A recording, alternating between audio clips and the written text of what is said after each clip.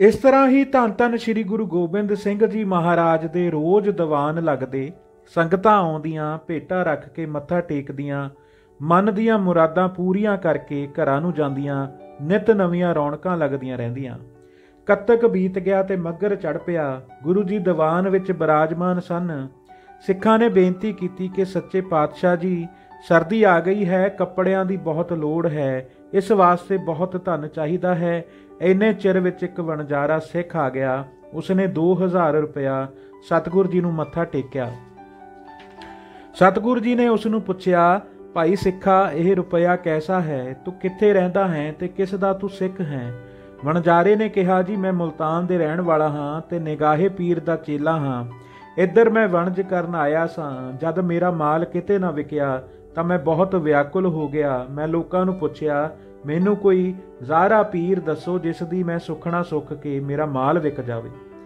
लोकां ने मैनू दस्सिया कि अज दे समय जगत विच गुरु जी ज़ाहरा पीर हन। जदों मैं गुरु दी सुखना सुखी, मेरा 60,000 दा माल विक गया।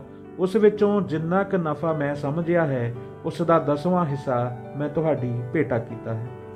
सतगुरु जी ने बचन किया कि जिस दा खेत होवे अन्न भी उसदा ही हुंदा है। कोई तुरिया जांदा राही जे खेत विच गऊ चुगदी कढ देवे तां ओह खेत दा मालक नहीं बन जांदा। इस करके तू जिस दा मुरीद है उसनूं ही जाके यह भेटा दे, गुरु किसे दा राह नहीं मारदे। वणजारे ने कहा, हे मालक, मैं तां तुहानूं अपनी पिछली पीरी ते मुरीदी दसी है, पर जदों तो मैं गुरु घर दी सुखना सुख के मुराद पाई है, तद तो मैं आप दा ही सिख हाँ। पिछला गुनाह मैनू बख्श दिओ अते हुण मैनू अपनी सिੱਖੀ बख्शो। गुरु जी ने वचन किया कि जो हिंदुआं दे सिख चेले हन ਉਹ ਸਾਡੇ सिख बन सकते हैं, पर तुरकां नूं असां खंडे नाल सोधना है। इस वास्ते जो उन्हां दा सिख है वो मेरा सिख नहीं बन सकता, अते जो मेरा सिख है ਉਹ उन्हां नूं वेखेगा नहीं। तू जे सिख होना है तो सारे केस रख के हो सकता है।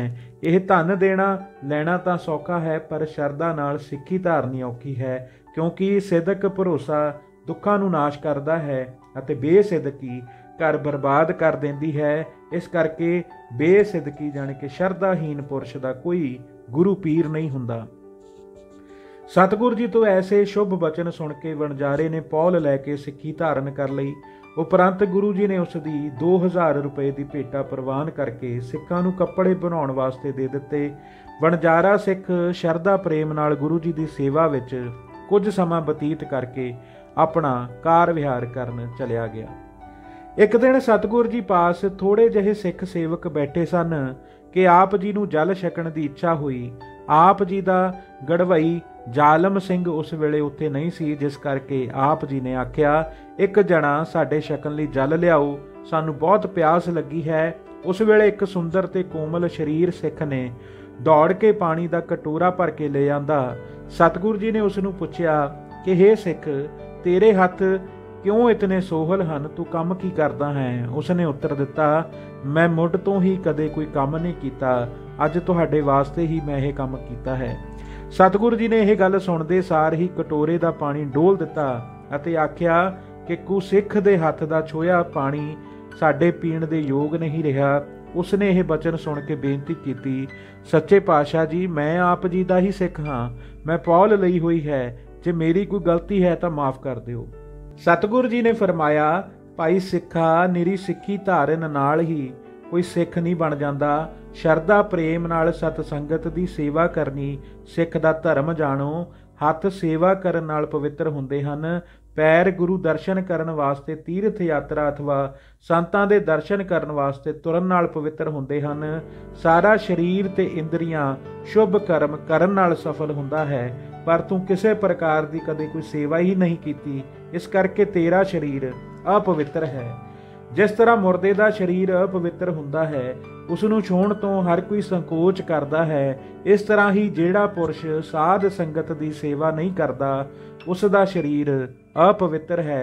इस वास्ते तेरे हथ का पानी असीं अपवित्र जान के डोल दिता है, पीता नहीं।